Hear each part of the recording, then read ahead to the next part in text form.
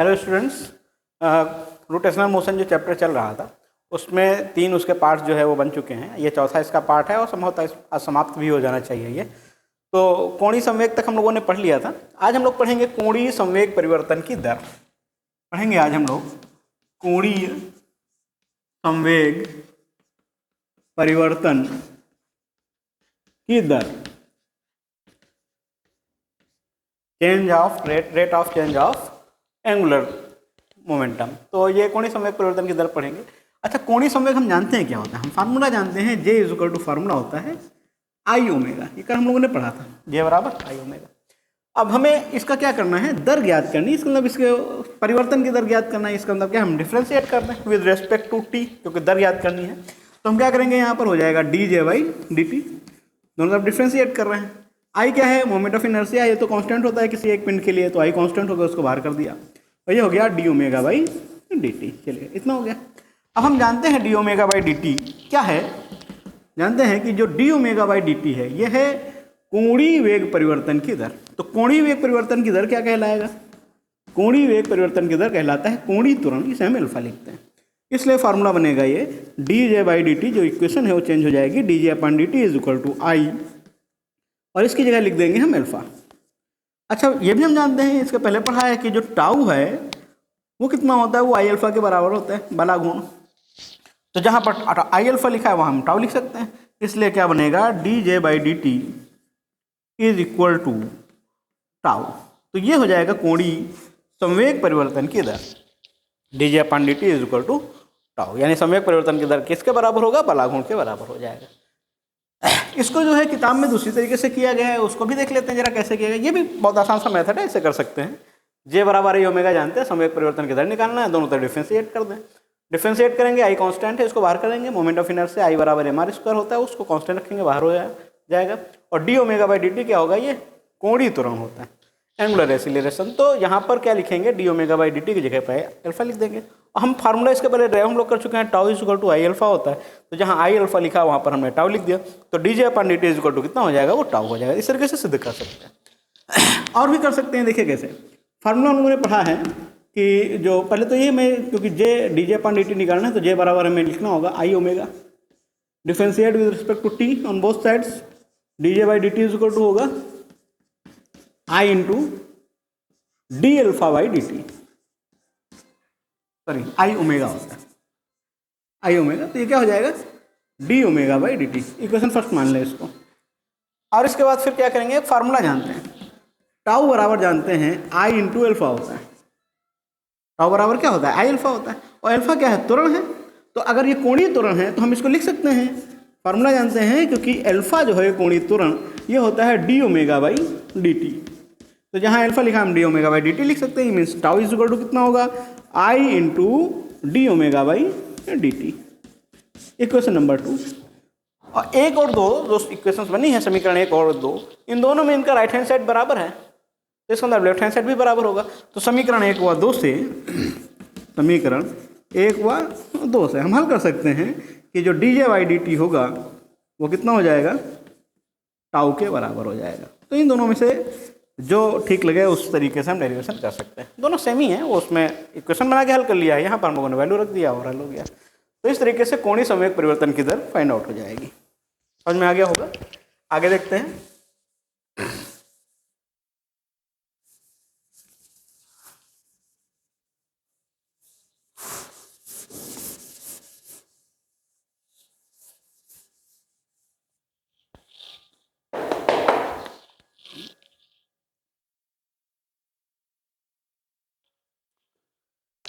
तो कोणीय संवेग हो गया, कोणीय संवेग परिवर्तन की दर हो गई। आगे हमें पढ़ना है, जैसे संवेग संरक्षण सिद्धांत था तो लीनियर था। अब यहाँ पर हम लोग कोणीय पढ़े तो कोणीय संवेग संरक्षण सिद्धांत होगा। आप पढ़ेंगे कोणीय संवेग संरक्षण क्या होता है, कोणीय संवेग संरक्षण। तो कोणीय संवेग, तो पहले संवेग संरक्षण क्या होता है। संवेग संरक्षण है, अगर किसी पिंड पर कोई वाह्य बल ना कार्य कर रहा हो तो पिंड का जो संवेग है वो कांस्टेंट रहता है। इसी तरीके से अगर हम कोणीय संवेग पढ़ेंगे तो क्या होगा कि जब कोई पिंड रोटेशनल मोशन कर रहा है, यानी घूर्णन गति कर रहा होता है, तो अगर उस पर कोई वाह्य बल आघूर्ण कार्य ना करे, यानी बाह्य बल आघूर्ण क्या हो जाए, अगर वो कार्य न कर रहा हो तो उस पिंड का कोणीय संवेग जो है वो संरक्षित रहता है। ये कहलाता है कोणीय संवेग संरक्षण का सिद्धांत। कोणीय संवेग संरक्षण सिद्धांत के अनुसार यदि कोई पिंड घूर्णनगत कर रहा है या घूर्णन करते हुए पिंड पर यदि कोई बाह्य बल आघूर्ण कार्य ना करे तो पिंड का कोणीय संवेग संरक्षित रहता है। अब इसका प्रूफ भी कर सकते हैं। कोणीय संवेग संरक्षित है तो कोणीय संवेग का मतलब क्या है, जे इज इक्वल टू हमें क्या दिखाना है, वो कांस्टेंट है।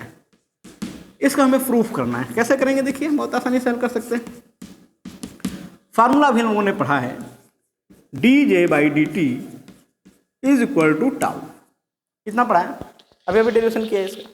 अब क्या है कि कोणीय संवेग संरक्षण में बताया गया कि अगर बाह्य बल आघूर्ण इसमें जीरो हो जाए, यानी टाउ जो है अगर उसको हम जीरो कर दें किसी तरीके से, तो जब टाउ को जीरो करेंगे तो क्या हो जाएगा, ये dJ/dt is equal to zero हो जाएगा। अब यहाँ पर जो फंक्शन है वो जे का है, जे का मतलब संवेग है, और इसको टी के सापेक्ष डिफ्रेंशिएट कर रहे हैं, उसकी वैल्यू जीरो आ रही है। इसका मतलब ये है कि यहाँ पर जो जे की वैल्यू है वो कोई कांस्टेंट होगी, क्योंकि हम जानते हैं किसी कांस्टेंट का ही अगर हम अवकलन करते हैं तो वो जीरो आता है। जैसे मान लीजिए कि कोई फंक्शन है, मान लीजिए ये लिख लिया हमने f(x) इज इक्वल टू मान लीजिए एक्स स्क्वायर लिखा, तो अगर हम इसका डिफ्रेंशिएशन करेंगे तो क्या हो जाएगा, f' की वैल्यू कितनी आ जाएगी, 2x आ जाएगी। लेकिन अगर यही फंक्शन जो है अगर मान लीजिए कोई कांस्टेंट लिखा है, मान लो 5 लिखा हुआ है, तो अब अगर हम इसका डिफ्रेंशिएशन करते हैं तो इसका डिफ्रेंशिएशन कितना आता है, जीरो आता है। इसका मतलब ये हो जाएगा कि इसका जो डिफ्रेंशिएशन है वो जीरो आ रहा है। It means J is equal to क्या हो जाएगा, वो कांस्टेंट होगा। जे इज इक्वल टू क्या हो जाएगा, कांस्टेंट। तो क्या हो जाएगा, कोणीय संवेग संरक्षण का सिद्धांत है ये, और सिद्ध हो जाता है कि जे इज इक्वल टू कितना होगा, वो कांस्टेंट है। इससे सिद्ध हो जाता है कि जो कोणीय संवेग है वो संरक्षित रहेगा। कब, जब टाउ की वैल्यू कितनी हो जाए, जीरो। जब बाह्य बल आघूर्ण जीरो है तो उसका कोणीय संवेग संरक्षित रहता है। इसका बहुत सारे उदाहरण भी मिलते हैं देखने के लिए कोणीय संवेग का। जैसे कि देखिए, जैसे मान लीजिए कि एक ये पंखा है, मान लीजिए ना, ये मान लीजिए पंखा है, थोड़ा सा दूसरी तरह बना देते हैं, ऐसे ही बना देते। चलिए ये पंखा हो गया, मान लो ये मान लीजिए पंखा है। अब पंखा जिस धुरी पर ऐसे बाहर की तरफ एक धुरी होगी उस पर घूमेगा, तो जिस दिशा में पंखा घूमेगा तो कोणीय संवेग को सुनिश्चित करने के लिए उसके विपरीत दिशा में उसकी रॉड भी घूमेगी। घूमेगी नहीं घूमेगी, इसीलिए देखिए छत वाला जो पंखा है अगर वो एंटी क्लॉकवाइज घूम रहा है तो ऊपर की जो रॉड है वो क्लॉकवाइज घूमती। अब वो उसको क्या है, दीवार में ऊपर जो होल बना हुआ है या फिर उसमें जो हुक लगा हुआ है उसमें वो फंसा हुआ है। अगर वो ना फंसा होता तो जितनी तेजी से पंखा नीचे की तरफ घूमता उसकी विपरीत दिशा में क्या है, वो घूमने लगता, पंखे का रॉड घूमने लगता। इसका सबसे अच्छा उदाहरण मिलता है हेलीकॉप्टर में। अब हेलीकॉप्टर में देखिए इसका कैसे, इस कोणीय संवेग को कैसे मतलब वो किया जाता है, इसको कैसे हटाया जाता है। जैसे कि मान लीजिए ये ऐसे बना देते हैं, ऐसे रफली बना देते हैं। ये मान लीजिए हेलीकॉप्टर हो गया, ये मान लीजिए हेलीकॉप्टर है। तो हेलीकॉप्टर में एक पंखा तो ये लगा होता है, बहुत तेज़ी से ऐसे ऐसे घूमता है, और दूसरा एक यहाँ पर भी पंखा लगा होता है, ये ऐसे ऐसे घूमता है। तो इसको क्यों लगाया जाता है, इसकी ज़रूरत क्यों पड़ी, तो देखिए अगर ये पंखा इस दिशा में घूमेगा बहुत तेज़ी से, क्या है पंखा इधर की तरफ बहुत तेज़ी से घूम रहा है, तो इसके नीचे का जो रॉड है वो क्या हो जाएगा, उसके विपरीत दिशा में घूमेगा। इसका मतलब है कि अगर पंखा ये मान लीजिए सपोज दैट ये हेलीकॉप्टर है, तो इसका पंखा अगर मान लीजिए इधर की तरफ घूम रहा है तो ये रॉड क्या हो जाएगा, ये जो हेलीकॉप्टर है वो क्या हो जाएगा, वो इधर की तरफ घूमेगा। तो बहुत तेज़ी से वो घूम रहा है, उसके साथ हेलीकॉप्टर भी बहुत तेज़ी से घूम रहा है, तो बैलेंस नहीं बनेगा। तो बैलेंस बनाने के लिए क्या कर देते हैं, यहाँ पर एक पंखा लगा दिया। वो पंखा क्या करता है, अगर ये इधर की तरफ घूम रहा है तो वो हवा का जो थ्रस्ट है वो इधर की तरफ करेगा, तो जैसे ही वो इधर की तरफ करेगा, तो जैसे इधर की तरफ करेगा तो इसमें बैलेंस हो जाएगा। तो ये क्या करता है, इस एंगुलर मोमेंटम को जो है बैलेंस करने के लिए यहाँ पर हम लगा दिया जाता है। तो ये किसका है, कोणीय संवेग संरक्षण का सिद्धांत है कि अगर जे कांस्टेंट है, बाह्य बल आघूर्ण अगर जीरो है तो उसका जो संवेग है वो कितना होता है, वो कांस्टेंट, कोणीय संवेग जो है वो संरक्षित रहता है।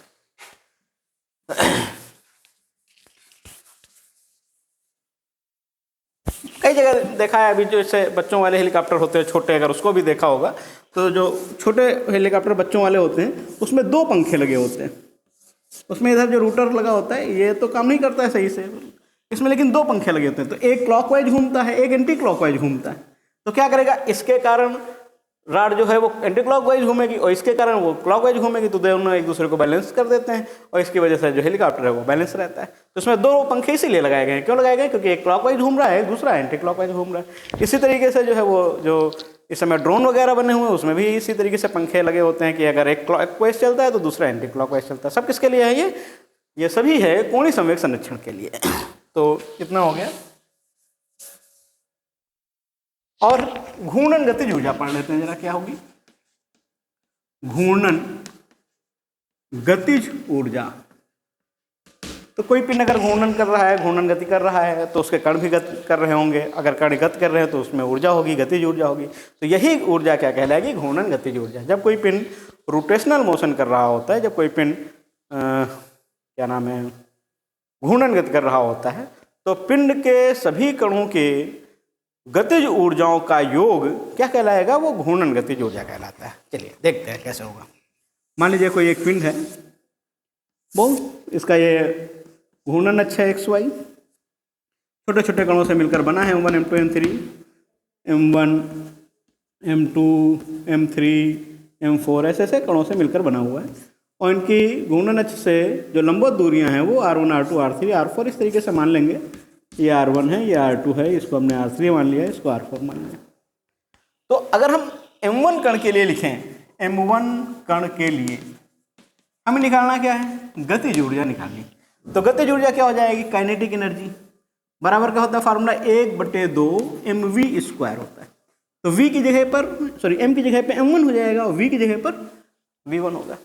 अच्छा, हम ये भी जानते हैं कि v बराबर जो है वो r ओमेगा होता है। तो जब हम v1 लिखेंगे तो ये v1 होगा, r की जगह पे r1 होगा, लेकिन ओमेगा की जगह पर ओमेगा 1 नहीं होगा। क्यों नहीं होगा, क्योंकि जो पिंड की गति है वो घूर्णन गति हो रही है। और घूर्णन गति में बताया था कि कोणीय विस्थापन, कोणीय वेग, कोणीय त्वरण ये सभी कांस्टेंट रहते हैं। तो क्या हो जाएगा, v1 = r ओमेगा होगा। तो इस तरीके से जो इक्वेशन बनेगी K1 वो होगी 1/2 m1 r1² ओमेगा²। तो यहाँ पे v1 की वैल्यू यहाँ पे रख देंगे। अब इसी तरीके से दूसरे कण के लिए निकालेंगे अगर, तो K2 बराबर हो जाएगा 1/2 m2 r2² ओमेगा² डॉट डॉट सभी कणों के लिए हम निकाल लेंगे। आखिरी में होगा Kn = 1/2 mn rn² ओमेगा²। सभी कणों का निकाल दिया। जो मान लो जो पिंड था वो छोटे छोटे कणों से मिलकर बना था, M1 M2 M3, उनके बीच की घूर्णन अक्ष से जो लंबवत दूरियां थी वो R1 R2 R3 थी। तो इस तरीके से क्या हो जाएगा कि सभी कणों का अलग अलग हमने क्या है गतिज ऊर्जा निकाल दी। तो पूरे पिंड की अगर हम गतिज ऊर्जा निकालेंगे K, तो क्या हो जाएगा, सभी कम छोटे छोटे जो हैं उनको सब प्रयोग कर लें, K1 K2 K3 dot dot dot, आखिरी में क्या होगा Kn। अब K1 की वैल्यू क्या है, 1/2 m1 r1² ओमेगा² plus 1/2 m2 r2² ओमेगा² और प्लस डॉट डॉट जितने भी हैं सभी को निकाल देंगे। इस तरीके से आखिरी में हो जाएगा 1/2 mn rn² ओमेगा²। अब इसमें कुछ कॉमन ले सकते हैं, 1/2 बाहर लिख लें और ओमेगा² बाहर लिख दें। तो क्या लिख सकते हैं इसको, sigma I = 1 to n mi ri² लिखा जा सकता है। अच्छा, इसको बाहर इस तरीके से ना लिखें, यहाँ पर लिखा ना जाए, 1/2 लिख दिया इधर और यहाँ पर क्या लिख दिया, ओमेगा²।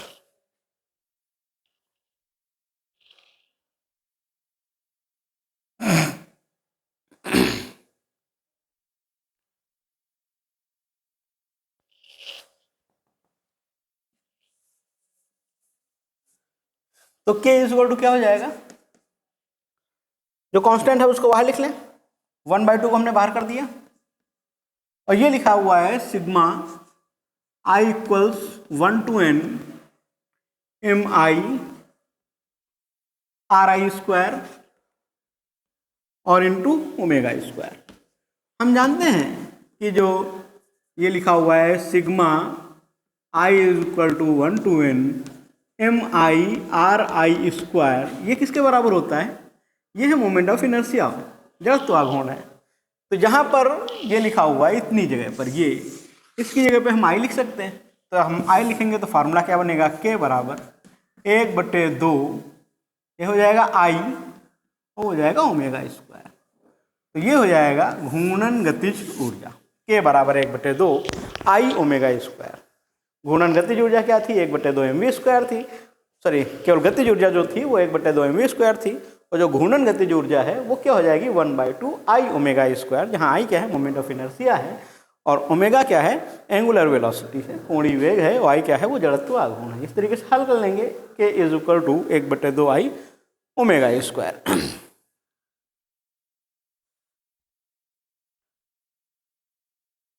तो ये चैप्टर जो है यहीं से समाप्त होता है।